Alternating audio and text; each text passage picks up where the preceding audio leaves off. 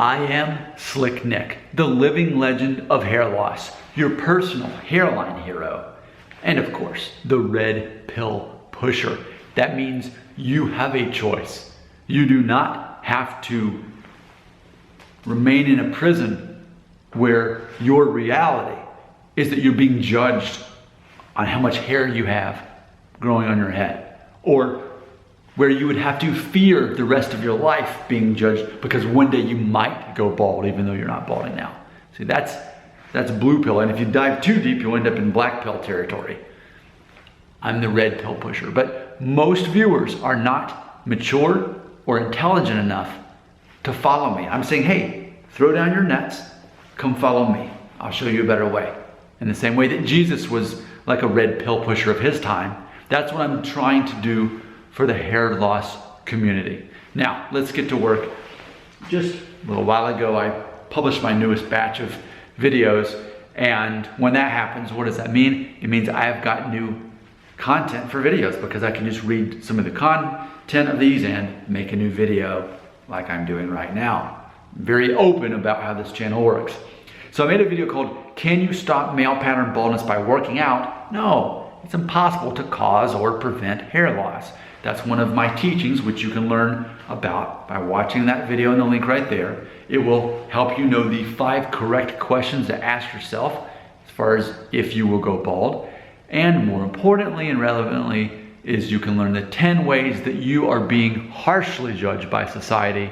And no, you're wrong. It's not your hair. It's 10 other things. Why would you focus on what doesn't matter and what you cannot control when you could focus on what does matter 10 times over, and you can actually control all 10 things that I mentioned in that video.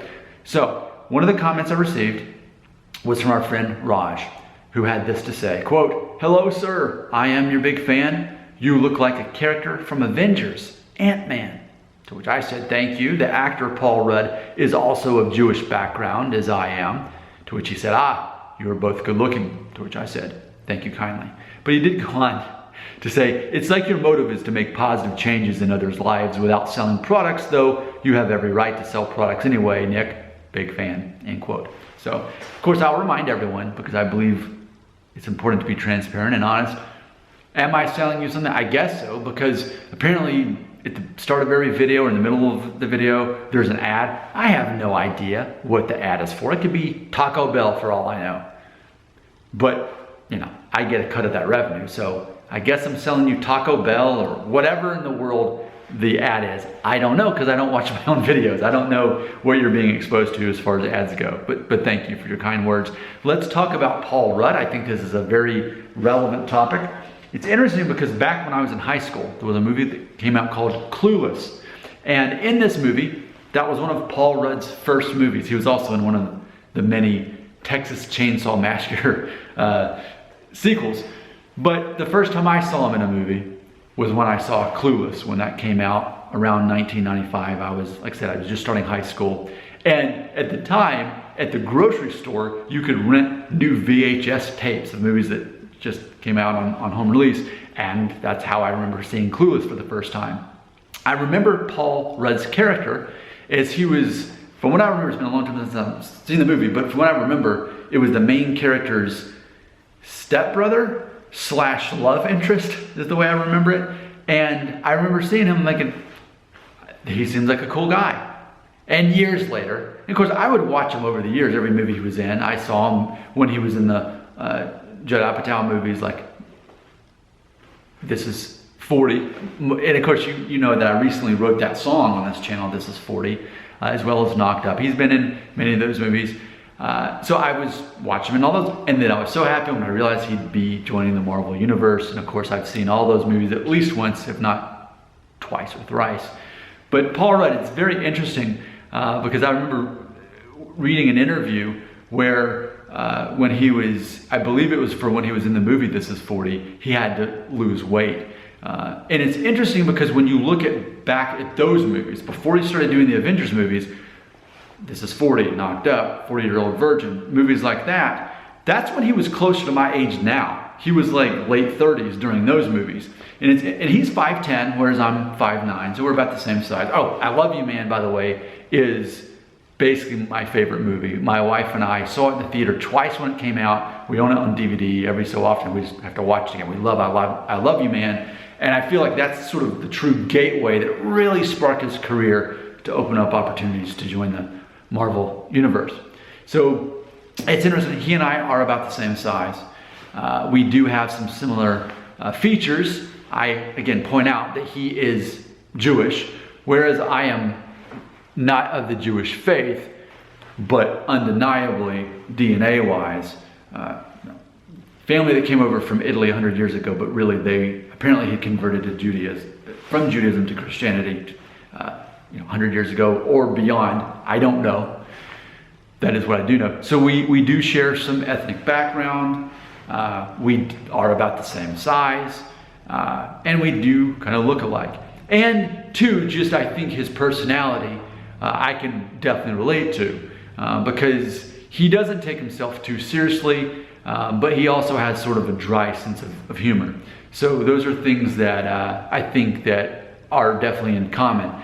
And of course with this hairstyle, even though he doesn't have a pompadour undercut, this hairstyle sort of downplays the hair loss situation in a way that for the average person looking at a thumbnail of a guy in a video, yeah, I guess he could kind of look like Paul Rudd, which I will say, many people say that. It's a reoccurring thing. But what's funny is, if you go back to my older videos when I was shaving my head, they all say, Joe Rogan, you look like Joe Rogan. Or other videos before I slimmed down, people, when I have hair years ago, people say, you look just like Ben Affleck. And then some will even say Kevin Spacey. So it just depends on what year I made the video, what my hair looked like, whether I was thin or not. Those are all things that determine how people perceive me. But ultimately, I want to thank you for that compliment. And I'm probably going to refer people to this video in the future when they say, hey, you look like Paul Rudd. Because the way I look at it, now that I've slimmed down, and I would imagine I will continue to do so, maybe I will continue to look like Paul Rudd. But what I wanted to say was Paul Rudd actually had to lose weight around the time he made This Is 40. And so it's interesting because now that I'm almost 40, of course I guess he was around the age of 40 when he made that movie, but it's funny because when I watched the movie This Is 40, I thought there's no way that a man who's 40 years old would be in such good shape, and so would his wife, if you've seen the movie This Is 40. In reality though, it's that way for my wife and I. If you've seen my wife, you know that she's the same way. She's like me. She is all about restricting her calories and making sure that by default, because like I recently made a video, what matters more to the rest of the world outside of your brain? What matters more? That you keep your hair as you get older, or that you stay fit and healthy? Well, again, going back to the video I always promote right here in the comments, you can look at that video and you'll see that you're being judged by those 10 things. And as far as people seeing you attractive, most of those things have to do with helping other people in some way, whereas your hair can't really help people. Hey, if you're a fit, healthy, strong man, you can help people move stuff. Hey, we need somebody to help us move this couch. Okay. We need someone to kill this bug. Okay. But if they perceive you as healthy and fit, that goes a lot more of a way than still having hair. So it is interesting though, because I wonder how things will turn out a decade from now when I'm pushing 50. Most likely I won't lose a whole lot more hair, because one of my teachings here is that you don't really aggressively lose hair after age 35, you do it before that. So sort of, for the most part, what you've got by age 35 is for the most part what you'll still have. I never thought I'd still have this much hair by this age. Maybe I will at 50. But even if I don't, it doesn't matter, because I know I'm not being judged on that. I am being judged on the 10 things, and that is what you should focus on as well. Thank you for your kind words and for your support.